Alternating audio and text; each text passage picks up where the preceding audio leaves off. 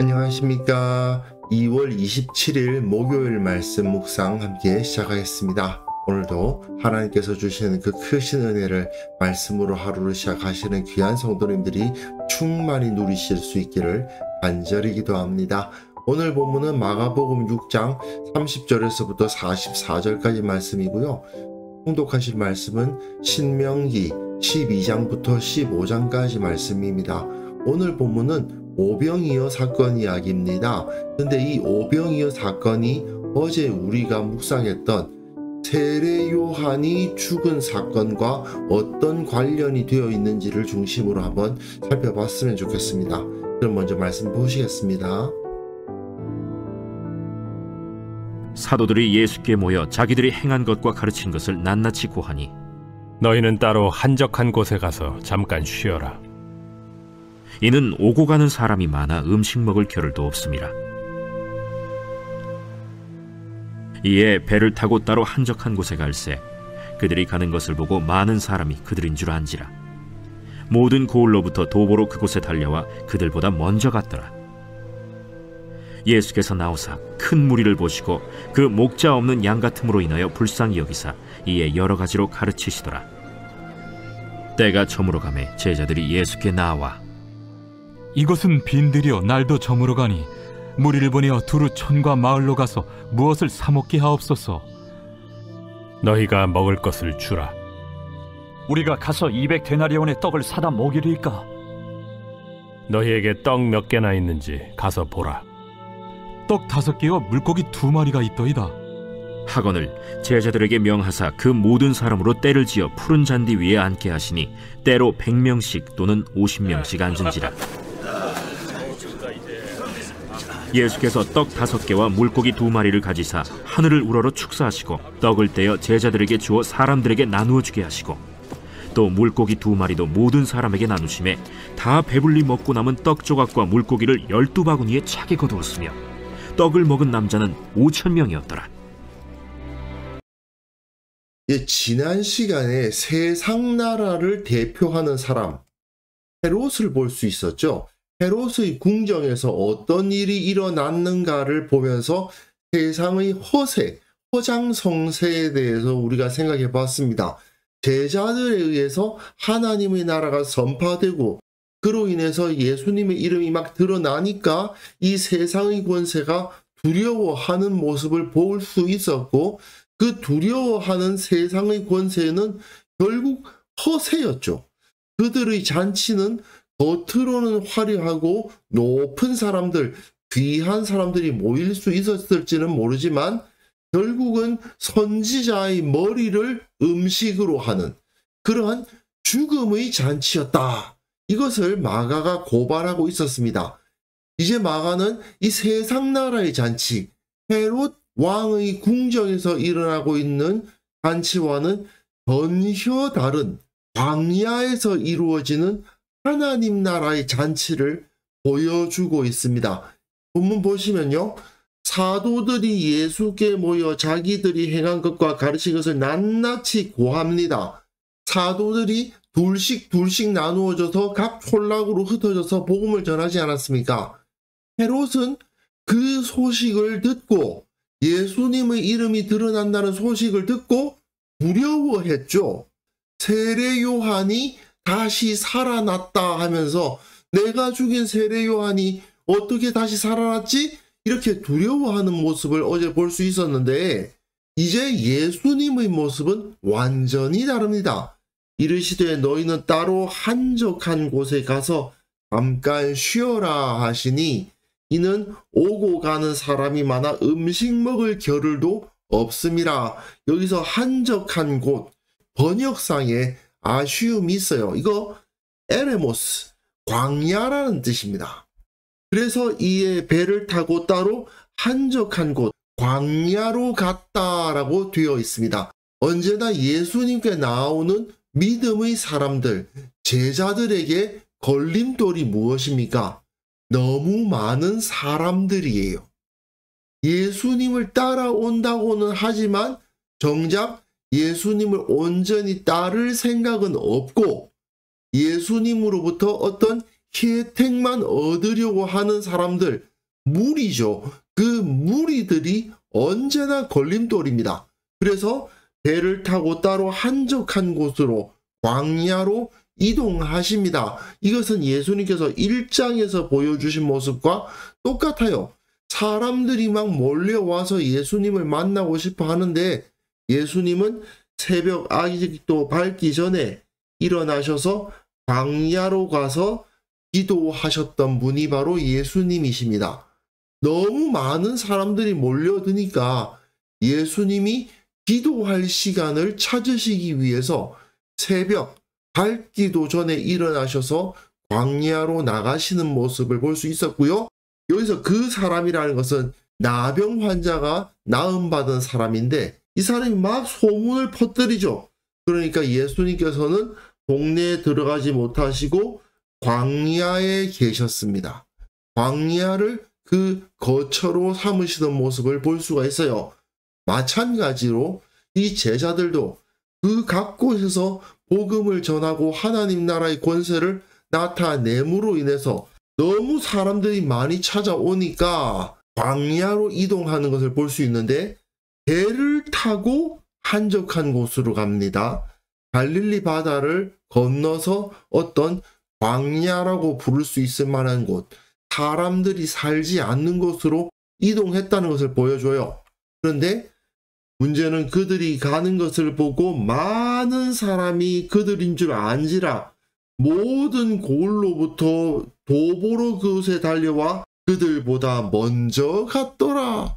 이 사람들을 피해서 이동하려고 한 것인데 사람들이 마구 몰려들고 있는 것을 볼 수가 있죠. 그런데 그 무리의 모습은 예수께서 나오사 큰 무리를 보시고 그 목자 없는 양 같음으로 인하여, 여기서 목자 없는 양이라는 이 표현은 민수기에서 하나님께서 모세를 부르셔서 네가 여기까지다, 느보산에 올라가서 그곳에서 가나안 땅을 다 살펴보고 네가 거기서 죽을 것이다 라고 말씀을 주시는데 여기서 모세가 한 말이에요. 그러면 내가 이 이스라엘 백성들을 이끌지 못하게 된다는 것인데 그러면 이 백성들은 어떡합니까? 이 백성들을 위해서 나를 대신할 지도자를 세워주십시오. 그러면서 여호와의 회중이 목자 없는 양과 같이 되지 않게 하옵소서. 여기서 나온 표현이거든요. 결국은 이스라엘 백성들인데 하나님의 백성들인 건 틀림이 없는데 그들을 이끌 지도자가 없는 상황을 보여주는 것이 바로 목자 없는 양떼입니다. 그래서 예수님은 불쌍히 여기셔서 이에 여러 가지로 가르치시는 모습을 볼 수가 있어요. 그런데 이들이 배를 타고 물을 건너서 광야로 가지 않았습니까? 그리고 그 물을 건너서 가는 그들의 모습을 보고 무리들이 많이 따라오죠. 물을 건넌다, 홍해를 가르고 바다를 건너는 것과 비슷한 심상을 주고요. 거기에 수많은 사람들이 광야에 모이지 않습니까? 출애굽한 이스라엘의 모습을 연상시키는 그림입니다. 거기서 예수님이 마치 모세처럼 복음을 전하시고 가르치시는 모습을 볼 수가 있죠. 결국 하나님께서 모세를 통해서 이스라엘에게 율법을 가르치셨던 것처럼 예수님은 그 무리들에게 복음을 가르치고 계셨다. 이것을 볼 수가 있습니다. 자, 이제 때가 저물어 가매 다음 날이 되는 겁니다. 이들은 저녁부터 하루가 시작되는 거니까 새로운 날이 된 거예요. 제자들이 예수께 나와 여짜오되 이곳은 빈들이요 날도 저물어 가니, 여기서 빈들 역시 에레모스, 광야입니다. 이렇게 한적한 곳, 빈들, 이런 식으로 같은 단어를 다르게 번역한 것은 사실은 조금 아쉬운 면은 없지 않아 있어요. 어쨌든 광야라는 뜻입니다. 그 광야에서는 아무것도 먹을 것이 없죠. 이거는 출애굽한 이스라엘이 겪었던 것과 똑같은 현상입니다. 애굽에서 나왔던 이스라엘 백성들 역시 먹을 것이 없었잖아요.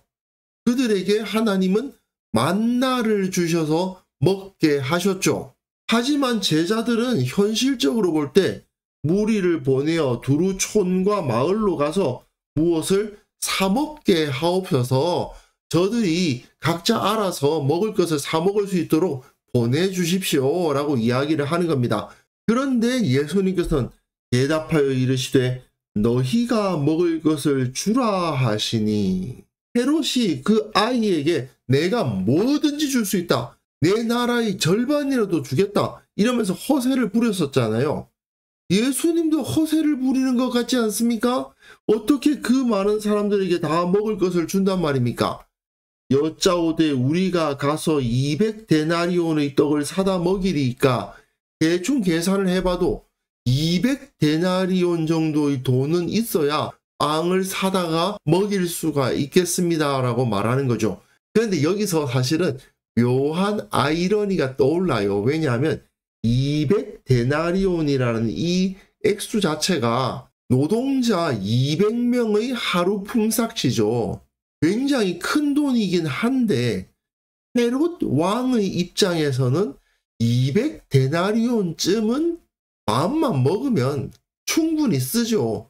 아마 그 자기 생일 잔치에서 썼던 돈이 200데나리온은 넘었을걸요. 200데나리온쯤은 권세자들은 얼마든지 쓸 수 있는 돈인데 이들 민초들의 입장에서는 너무나도 큰 돈이고 예수님의 제자들이 느끼기에도 너무나도 큰 돈인 겁니다. 우리는 이것을 할 수가 없습니다 라고 말하고 있는 것이죠. 우리는 200데나리온 없어요 라고 말하는 거죠. 그러니까 예수님께서는 너희에게 떡 몇 개나 있는지 가서 보라 하시니 알아보고 이르시되 떡 5개와 물고기 2마리가 있도이다 하거늘, 여기서 5라는 숫자와 2라는 숫자가 사용되고 있다는 것은 우리가 좀 생각해 볼 필요가 있습니다. 5는 율법, 하나님의 말씀을 상징하는 숫자예요. 창세기, 출애굽기, 레위기, 민수기, 신명기, 모세, 오경, 유대인들이 가장 중요하게 생각하는 말씀인 그 모세 오경의 5, 그리고 2는 제가 너무 많이 강조를 했죠. 증인, 증거, 이런 뜻 아닙니까? 그러니까 하나님의 말씀을 증거한다라는 느낌이 드는 숫자들입니다. 결국은 하나님께서 신명기에서 사람이 떡으로만 살 것이 아니라 여호와의 입에서 나오는 말씀으로 산다 하셨던 그 말씀을 떠올리게 하는 숫자인 거죠. 과거 출애굽한 이스라엘은 그 광야에서 만나를 먹었지만 예수님은 너희들에게 떡 5개와 물고기 2마리가 있지 않느냐, 말씀과 증언이 있지 않느냐라고 해석할 수도 있는 겁니다. 말씀의 능력이 너희들에게 있지 않느냐? 그러니까 제자들에게 명하사 그 모든 사람에게 때를 지어 푸른 잔디 위에 앉게 하시니, 이것은 모세가 출애굽기에서 1000부장, 100부장, 50부장, 10부장 세워가지고 사람들을 묶었던 것을 떠올리게 하는 거죠. 사람들을 때를 짓게 하는데 100명씩, 50명씩 앉습니다. 마치 이스라엘이 조직되었던 것처럼 그들이 때를 짓고 푸른 잔디 위에 앉아요. 푸른 잔디 위에 앉는다? 이들이 양떼로 여겨지는 거예요. 시편 23편에도 나와 있죠. 그가 나를 푸른 풀밭에 누이시며 쉴 만한 물가로 인도하시는도다. 이들이 하나님의 양떼인 겁니다. 그 가운데서 예수님께서는 떡 5개와 물고기 2마리를 가지사 하늘을 우러러 축사하시고 떡을 떼어 제자들에게 주어 그 제자들이 사람들에게 나누어 주게 하시고 또 물고기 2마리도 모든 사람에게 나누셨다. 예수님이 그 떡을 떼어서 제자들에게 주셨다는 것이 상당히 중요한 의미를 갖습니다. 예수님의 제자들은 예수님으로부터 말씀을 받아서 무리들에게 그 말씀을 전하는 사람들인 거죠. 물론 사람들이 보기에는 떡 5개와 물고기 2마리로 어떻게 사람이 배불리 먹을 수 있겠는가 하는 생각이 듭니다. 하나님의 말씀이 우리의 배를 불릴 수 있는가? 하나님의 말씀이 우리에게 밥 먹여주냐? 다 배불리 먹고 라고 되어 있죠. 사람들이 그 하나님의 말씀의 권능에 의해서 만족을 누렸다라는 것을 여기서 보여주고 있습니다. 그리고 남은 떡 조각과 물고기를 12바구니에 차게 거둡니다. 12는 12지파, 이스라엘의 상징수죠. 모든 이스라엘로 하여금 풍성하게 먹게 해 주신다는 것을 보여주지 않습니까? 그리고 떡을 먹은 남자가 5,000명이었다. 다시 5가 나와요. 말씀의 권능을 여기서 보여주고 있고요. 율법을 알고 있는 사람들을 상징하는 것이기도 합니다. 유대인들이 자기들이 하나님의 백성이라고 하면서 모세를 숭상하고 모세가 전해준 그 하나님의 말씀을 배우고 있지만 그 말씀이 증언하는 진정한 그리스도가 누구시냐? 예수님이시죠. 사람들이 다 배불리 먹었습니다. 그런데 한 해 진미를 먹은 게 아니죠. 아주 평범한 음식을 먹었을 뿐입니다. 그리고 이 잔치에 참여한 사람들은 귀인들이 아니죠. 높은 사람들이 아닙니다. 목자 없는 양 같던 사람들입니다.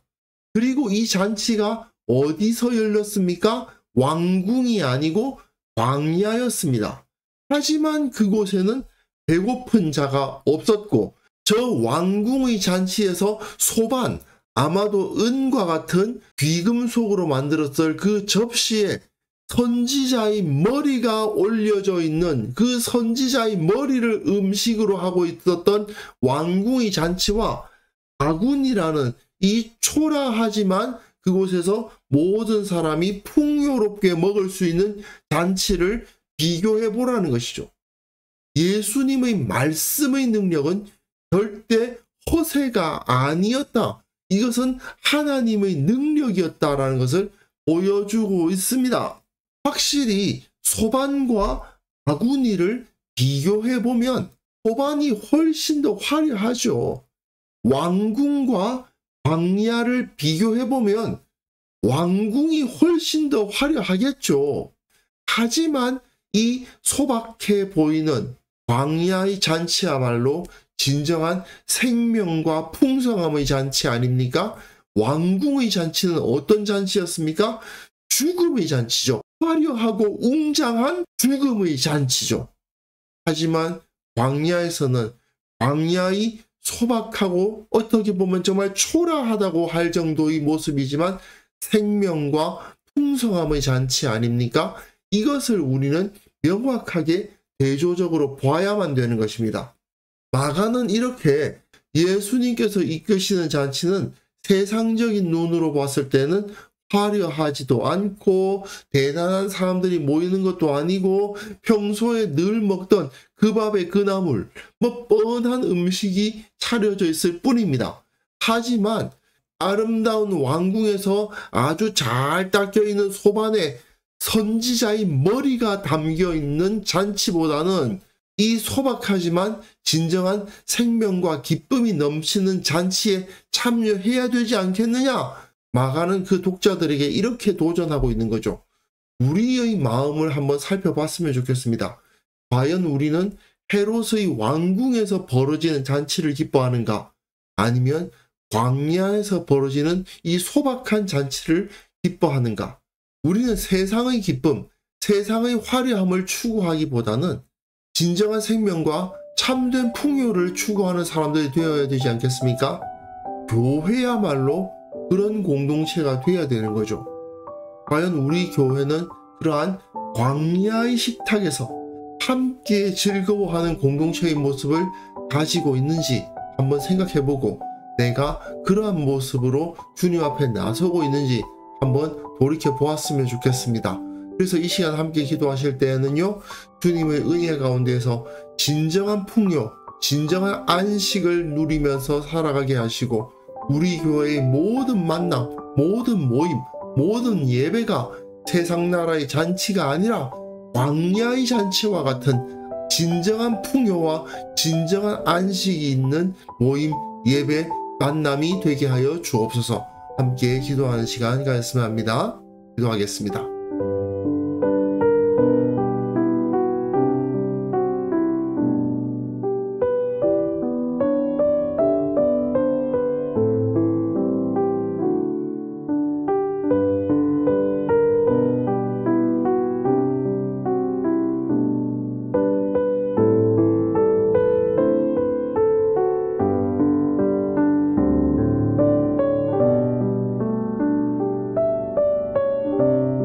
하나님 아버지, 주님의 은혜 가운데에서 참된 풍요와 안식을 누리는 삶을 살아가게 하옵소서.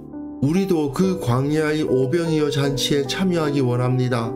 아무것도 없어 보이고 너무나도 초라해 보인다 하더라도 그곳에서 넘치는 기쁨과 풍요와 안식이 있음을 깨닫고 그곳으로 나아가는 자 되게 하여 주시고, 또한 우리 교회의 모습이 그러한 광야의 식탁과도 같은, 광야의 잔치와도 같은 모임이 될 수 있도록 주님, 우리 가운데 성령을 부어주시고 우리 모든 성도들이 그것으로 기뻐하는 자들 되게 하여 주옵소서. 한국 교회 역시 세상을 부러워하거나 따르는 것이 아니라 오직 주님께서 주시는 참된 은혜, 참된 풍요, 참된 안식을 누리면서 그것을 추구하며 따르는 공동체가 다 될 수 있도록 주님께서 은혜를 허락하여 주옵소서.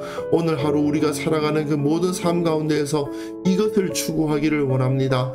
결코 세상적인 풍요와 세상적인 영광과 세상의 화려함을 추구하고자 하는 것이 아니라 생명과 기쁨과 참된 가치를 추구하는 진정한 예수님의 제자답게 살아가는 우리 모두가 될 수 있기를 원하오니 주님, 우리와 함께 하시고 우리의 마음을 지켜주시고 우리의 마음이 오직 하나님의 나라를 꿈꾸게 하여 주옵소서. 오늘도 주님께서 우리를 지혜롭게 하시고 우리의 기도에 응답하시며 우리를 이끌어 주실 것을 믿사오며 예수님의 이름으로 기도합니다. 아멘.